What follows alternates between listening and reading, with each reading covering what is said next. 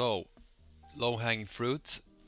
This video is going to be for people that are interested in AI and what it can do for you, your team, and your company, but you're unsure where to start, and you're also a bit worried of where are some pitfalls and where are places that we should not go, and where are the easy kind of use cases that we can start shipping away at, like from the get-go, and we know beforehand that it's gonna produce some good results. So I'm gonna get straight into it. The first thing that I'm gonna get into is make.com. Make is, I would say, it's the most simple, cheapest, and straightforward data transferring and automation tool that is out there.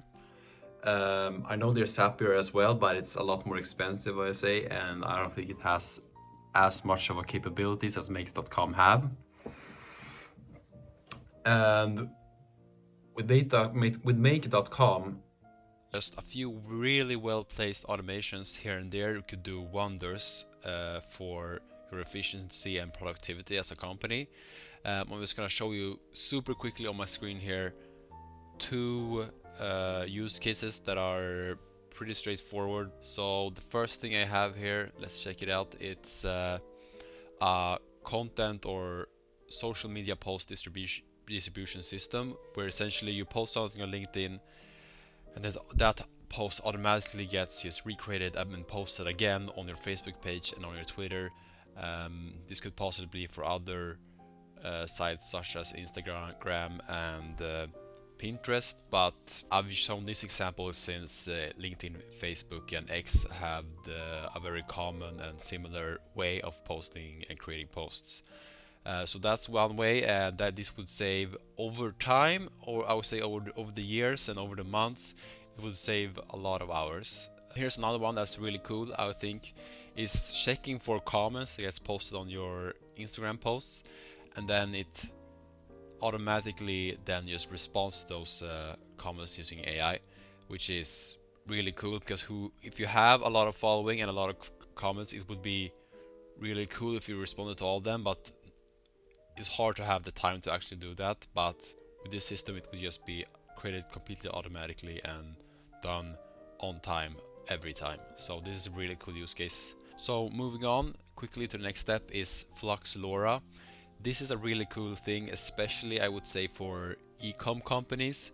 And a flux is an image model, and then the lora, essentially you're adding your own data of either an object or a person, for example, onto this image model so that you can create an AI clone of that in the form of images. So I'm gonna go through one example of my own face that I have for creating YouTube thumbnails.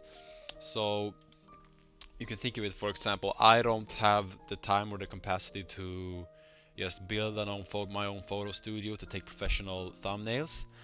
I just created a flux lora out of myself, a clone out of myself, and then I can just create my own thumbnails that look professionally made without actually having to do it myself. But real kind of use case I see that's really useful is for people selling or companies selling physical products. So for example, you have a pair of glasses or a t-shirt that you're selling, and you want to maybe have a photo shoot on a beach or in the Bahamas or even on the moon. You can't do that, but with a flux lora you can, which is super useful. And even just simple things such as professional photo shoots, such with a model just wearing your product, like an AI supermodel just wearing your glasses. It's super simple. It's great for content. It's great for creating ad creatives and for just images to put on your site. So I'm going to show you one example of just me taking a selfie on the moon. Let me just run this. And this is not very expensive to create one of these. It will cost around $2 to $3, and for each run just a few cents, which is not that expensive. So here you see a selfie of me on the moon. It looks pretty real. It does look like me. So yeah, just to give you an example. But moving on is for the next thing is I'm gonna go through, which is something I feel like is really cool. This is something that's more for a bit bigger company that has a lot of structured data, but it's at the same time really cool. So I would say that millions upon millions can be made per year from just simply creating um, predictions on the correct data points on your data. And you do that coupled with then later the correct action. So to give you an example, I will talk to you about an experience that I've had with another company that I worked at as an AI consultant, where I was helping them come up with a good use case for them to do. And this company had a really interesting case where if they figured out which one of their customers were thinking about leaving, they could convince them or change their deal into such a way that they would reconsider leaving that company at a rate of 100%, according to their case study, which was super interesting. And they did have a problem with churn, but the problem was that it was way too expensive and took way too much time to do the manual work to figure out who these customers that were about to churn were. That's why I then created a random forest classification model that we could then be able to identify which one of these companies were either A, at risk of churning, or B, not at risk of churning. And then you train that on all of their customers to be able to figure out who of these customers are at risk of churning by just looking back at the historical data of who left their company. You add a label to the past customers that had left their company. Then you train it on all this data of customers that have left the company. And then you make predictions on the current data, and then you can then predict who of your customer right now is at most risk of leaving your company for another company. So that's really cool, and that single thing, just a prediction of one data point, then coupled with them following up with those customers, would save that company around 30 million Swedish crowns per year consecutively, which is really cool. Then for the last thing is something that I think everybody should do, is vectorizing their unstructured data.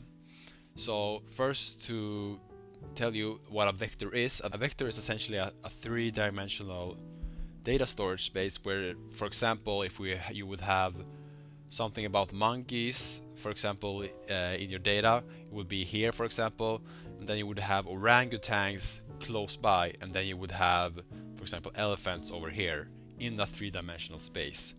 So when you would prompt about monkeys, then you would also maybe get information about orangutans, and then an LLM could be able to give you information about monkeys and orangutans at the same time.